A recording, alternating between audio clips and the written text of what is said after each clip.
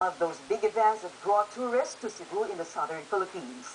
Young Chavez tells us those who couldn't make it to this year's Sinulog' went to California instead. Over 2,000 Filipinos from all over Southern California came to celebrate Sinulog' Fiesta at St.PIUS Church in Orange County. The religious event held every January honors the Santo Niño. It commemorates the conversion of Filipinos to Christianity.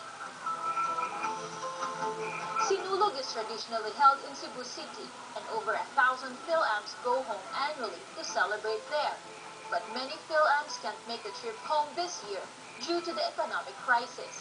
They brought their own Santo Niños, danced, and refreshed their faith. I'm proud to be one of the Filipinos to celebrate this because it's like one of a kind. The event was organized by an informal group of Sinulog devotees intent on keeping alive a centuries-old tradition. They only had $2,000 in the budget, which would not have been enough to feed the thousands of people who came in. But on the day itself, 12 lechon and a variety of food fed the multitude. Contribution from attendees flowed. For one day, they said they forgot their economic worries and instead found relief in tradition and faith. This is a time when people really look up to heaven for help, for some rescue. Nakakatuwa kasi ang mga tao, energize sila lahat in spite of what's going on.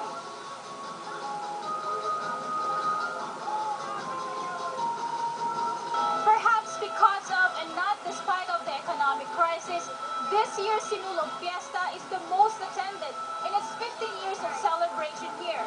Those who attended say that more than ever, they rely on their faith to get them through tough times.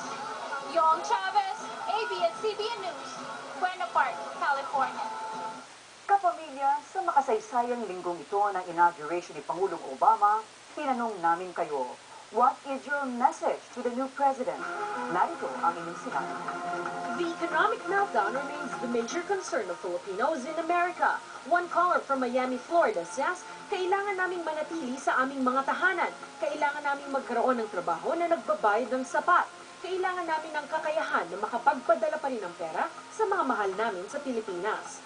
In an open letter to Obama, the National Alliance for Filipino Concerns says Filipinos are like many other immigrant communities that have come to this country in search of a vibrant future. Unfortunately, due to the current economic upheaval, many in our community are rapidly losing jobs, facing reduced work pay, hours, and benefits, and finding it rather difficult to gain meaningful employment. Sana mawala na yung gera kasi doon lalo bumagsak ang economy natin dahil lahat ng pera natin napunta sa gera. Kababayan said this message for the new president on immigration. Ed Luberas from Bronx, New York says, Mr. President, you are aware that there are more than 12 million illegal immigrants in the country. Your presidency gives us high hopes to be reunited with our families. One caller from Stockton, California says, give these illegal immigrants amnesty. If legalized, they will spend more money buying houses and cars and will create a significant demand to the economy. The Filipino veterans' fight for equity remains a pressing issue for the community. The Justice for Filipino-American Veterans says the president should support a bill that will recognize the Filipino World War II veterans, give them benefits, and family reunification. May mga Pilipino namang patuloy na tumututol sa pro-choice stance ng presidente.